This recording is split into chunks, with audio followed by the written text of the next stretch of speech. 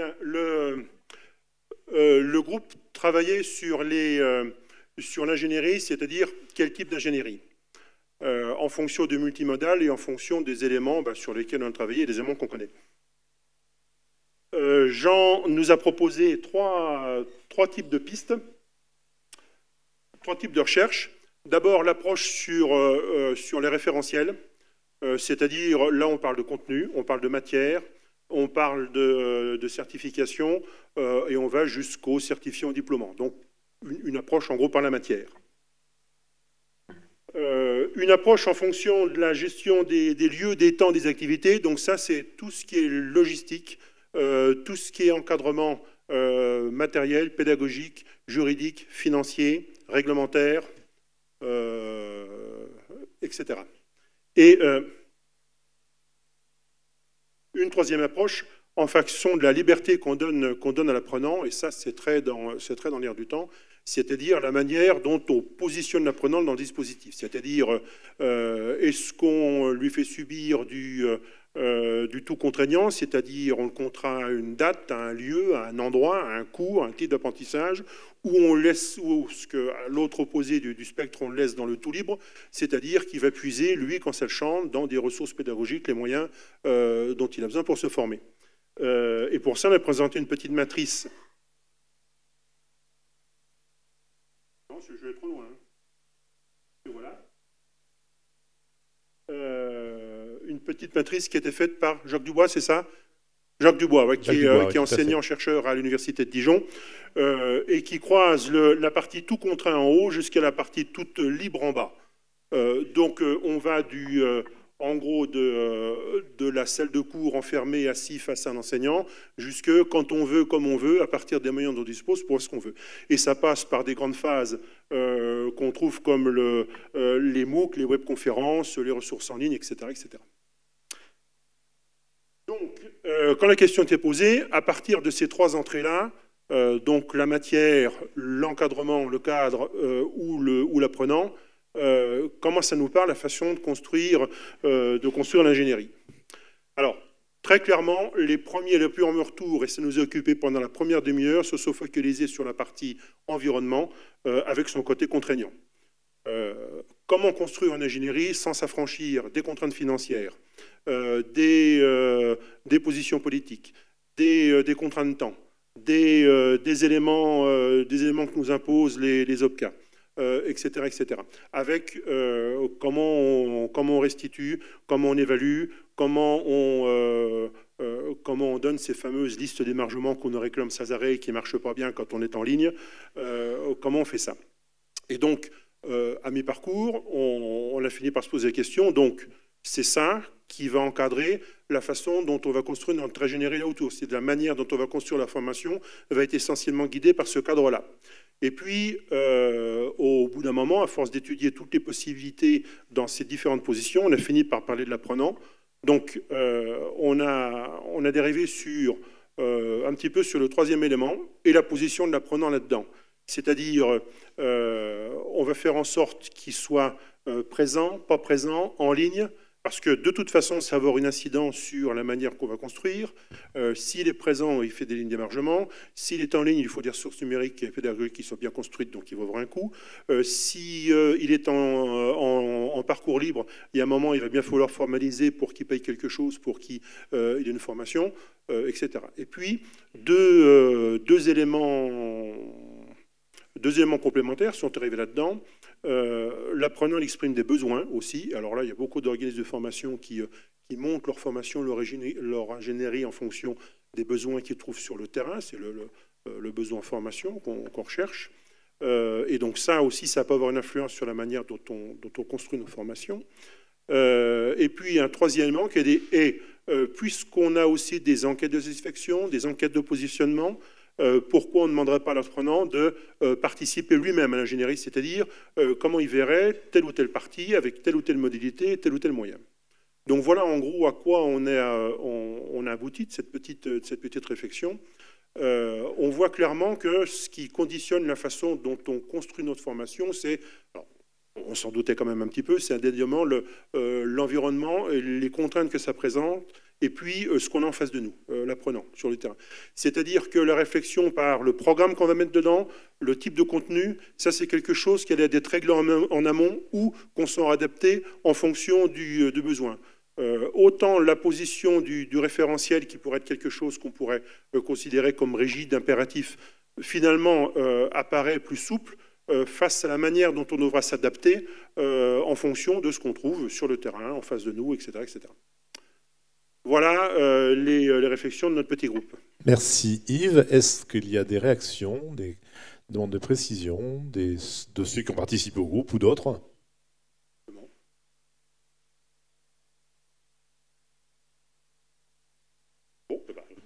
Merci beaucoup. Bien, alors, donc notre groupe a travaillé sur la question de comment mixer les publics différents. Alors du coup, j'allais introduire pourquoi on avait changé le titre, mais Jacques l'a déjà changé avant, donc merci Jacques. Donc, parce que le texte initial, c'était comment mixer des publics de statuts différents.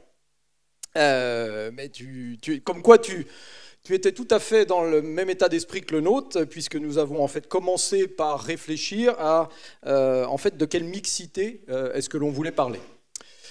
Et donc, nous sommes arrivés à déjà lister un certain nombre de mixités possibles que Sarah donc, va vous détailler.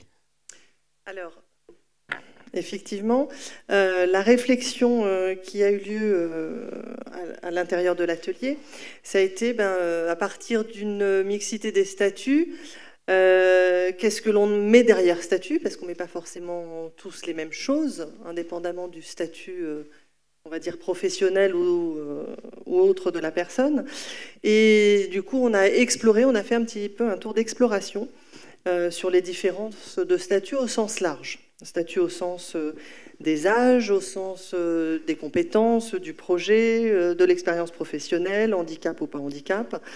Et en fait, en travaillant par deux sur des réflexions sur ces petites thématiques choisies, ces thématiques d'entrée, on est arrivé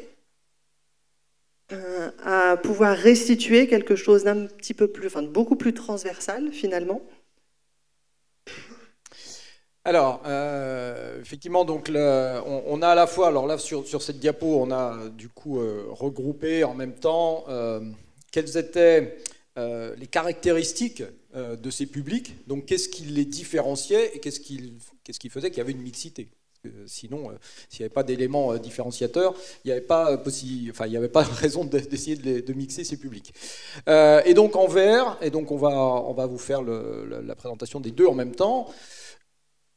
On a réfléchi très peu de temps, il faut le reconnaître, sur le temps qui nous restait, sur en quoi le numérique était un levier qui allait favoriser justement cette mixité. On est quand même revenu dans le cœur du sujet, enfin, j'espère. Donc premier point qui a été soulevé, c'était effectivement au niveau de l'organisme de formation, est-ce que cette mixité était subie ou souhaitée?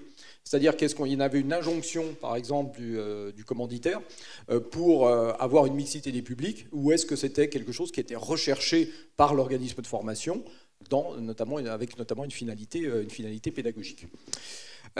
Autour de la question du statut donc, et du financement, viennent effectivement les contraintes et la liberté de choix si l'on est salarié envoyé en formation par une entreprise.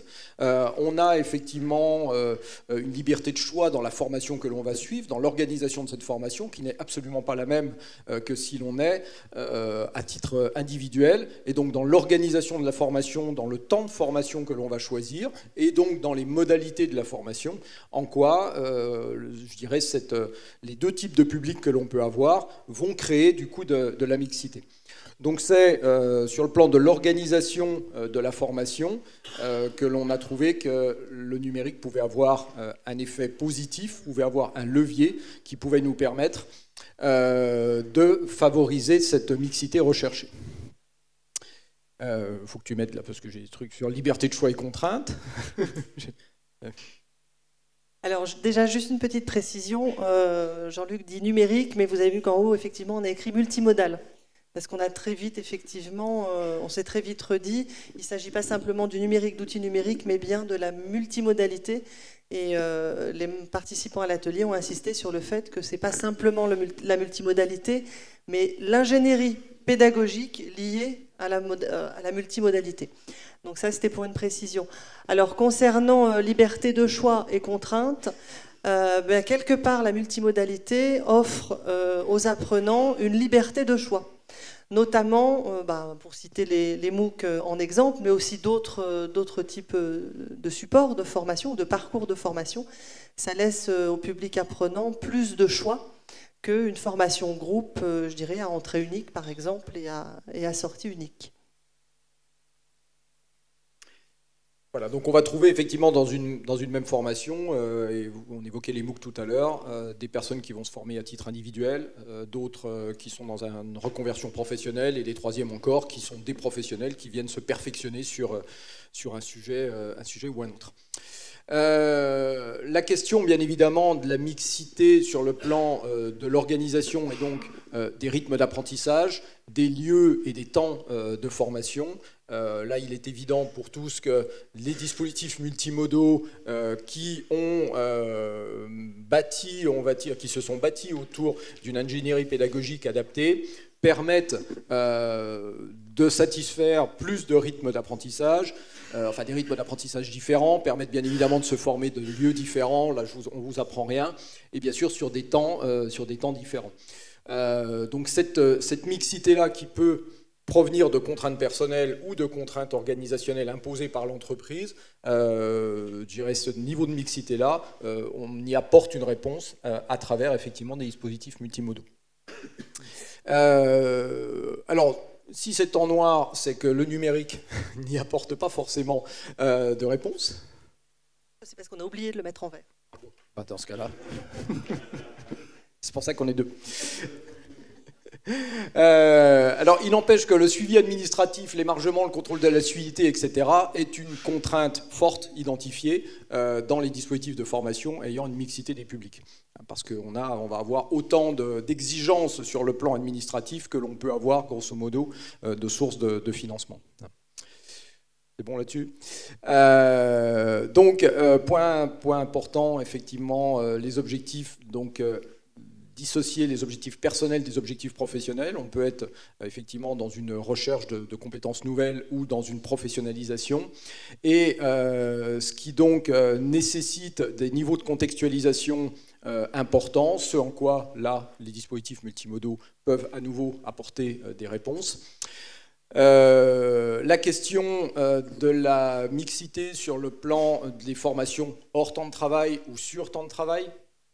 Et donc, on peut trouver dans les mêmes formations des personnes se trouvant dans les deux situations, avec ce qu'on a constaté aussi, c'est un glissement, ou tout du moins une difficulté à identifier ce que seront réellement les formations sur le temps de travail, et là où elles vont glisser sur du hors temps de travail, voulu ou non voulu à nouveau. Contraint, non contraint, on revient aux aspects évoqués un petit peu plus haut. Cadrage réglementaire, durée de la formation, on est effectivement en fonction de la mixité des publics et donc de leurs origines en termes de financement sur des durées de formation qui peuvent être différentes.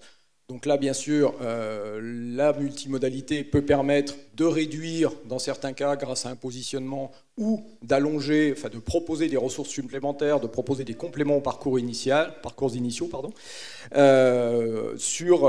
par rapport à un même public, sur une même formation, mais dans des durées, du coup, proposer des durées de parcours différentes.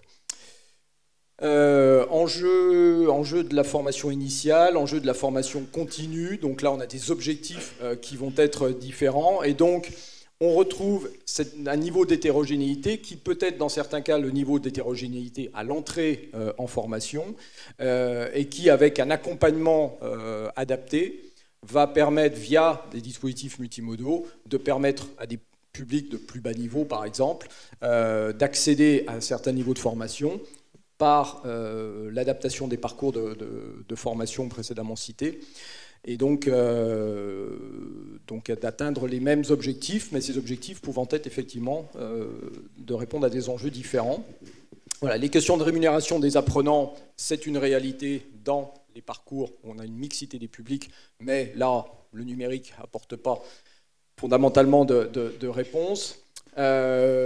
Idem sur la question, puisque c'est plutôt quelque chose que l'on va amener avec les dispositifs multimodaux, c'est la dimension de l'accessibilité, dans le sens avoir un équipement informatique pour accéder à la formation multimodale que l'on propose, ça c'est la première chose, et avoir les compétences pour utiliser ce dispositif technique qui va me permettre effectivement de suivre la formation. Voilà, et donc on terminera sur... donc là, le numérique, on apporte une contrainte en plus, hein, on a bien compris, et donc il y a des solutions à apporter à cela.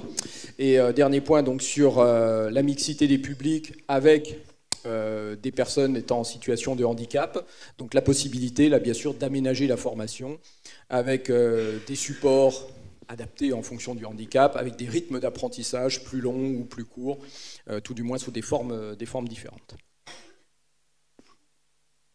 Merci. Est-ce qu'il y a des réactions? Donc avec Christelle, on est chargé d'animer l'atelier 3, le groupe 3 de l'atelier 1, pardon. Avec une question qui était comment réussir une pédagogie inclusive et individualisée.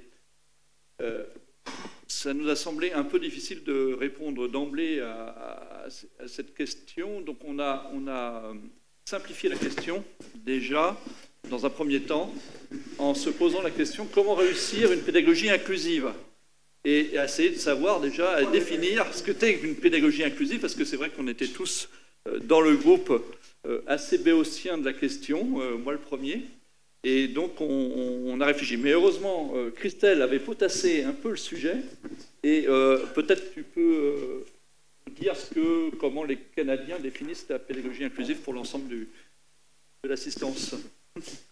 Oui, on s'est rapidement rendu compte qu'on avait tous besoin d'avoir une définition partagée de cette notion de pédagogie inclusive et que très peu d'entre nous n'avaient ni d'expérience, ou en tout cas pas consciente, ni véritablement un peu bouquiné sur la question. Donc on est arrivé avec une proposition, que là on vous propose, sur la notion de pédagogie inclusive, qui serait une formation qui favorise l'accessibilité, qui est un processus qui vise à accroître la participation et à réduire l'exclusion en répondant efficacement aux différents besoins de tous les apprenants. Donc c'est l'idée de prendre en compte les besoins individuels en matière d'enseignement et d'apprentissage. Ce qui nous a semblé important de pointer, c'est la mise en avant non pas de l'égalité de traitement, mais de l'équité, c'est-à-dire de fournir à chaque apprenant les accommodations nécessaires. Et là, du coup, on peut rentrer dans la question de la personnalisation des démarches d'apprentissage et de la flexibilité des cheminements. Donc à partir de cette petite définition, on a pu commencer un petit peu à travailler autour de différentes questions. Voilà, question que vous avez à l'écran. Donc on s'est posé la première question qui est la multimodalité favorise-t-elle l'inclusion, puisque c'était donc comment réussir, mais avant de savoir si on pouvait réussir une pédagogie inclusive, savoir si déjà la multimodalité favorise l'inclusion ou pas. En se posant la question également de savoir si le numérique et le distanciel ne sont-ils pas des freins justement à cette inclusion qu'on pourrait imaginer.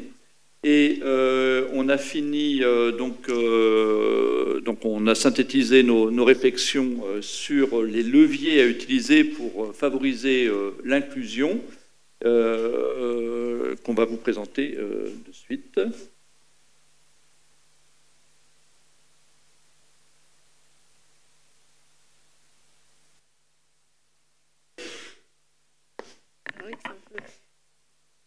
Alors, en synthèse, là on va pointer les différents points qui nous ont semblé vraiment saillants pour faire levier, pour favoriser l'inclusion dans un dispositif multimodal. Vous m'entendez? Ça va? Tout d'abord, l'accessibilité des contenus et la notion de pédagogie universelle. L'idée qu'il y a derrière, c'est que tout effort qu'on mettra en place en termes d'accessibilité et en termes pédagogiques pour pallier à certaines difficultés, à l'ensemble des difficultés possibles de plusieurs types d'apprenants, sera de toute façon favorable à tous.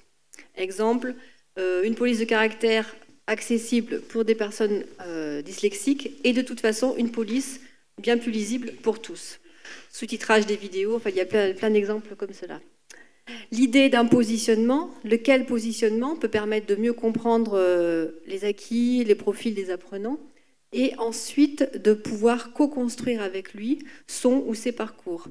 Donc, derrière la notion de co-construction, il y a l'idée qu'effectivement, l'apprenant est également acteur de cette construction. Donc, c'est pour ça qu'on a un troisième tiret qui est apprenant et formateur-acteur au sein de ce dispositif. Donc, tout d'un coup, on s'est bien rendu compte qu'on était en train de lister l'ensemble des questions inhérentes à la conception de tout dispositif de formation.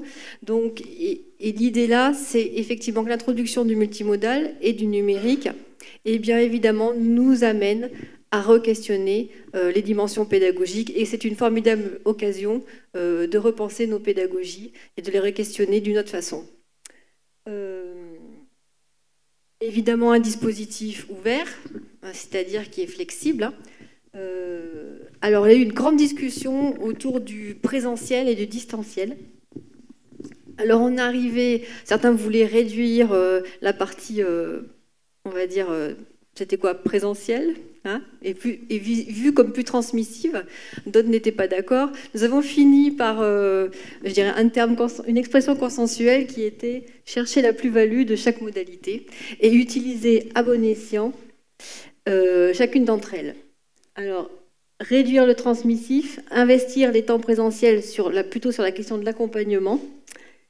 Voilà, excusez-moi, donc sur cette dimension, sur ce débat présentiel-distanciel. Alors, quelque chose qui nous a paru très important, c'est cette notion d'appartenance à une communauté, à un groupe, pour favoriser cette inclusion. Donc, on retrouve là les termes de favoriser des interactions sociales, qui du coup vont optimiser les différents profils, en fait, et mettre les autres apprenants au service des apprentissages de chacun. La notion de coopération, la notion d'appartenance à un groupe, et l'importance a été pointée de disposer d'un espace partagé, qu'il soit virtuel ou physique. Alors, on a fini par un gros point de vigilance. Attention, est-ce que cette visée inclusive ne pourrait pas-elle devenir trop normative?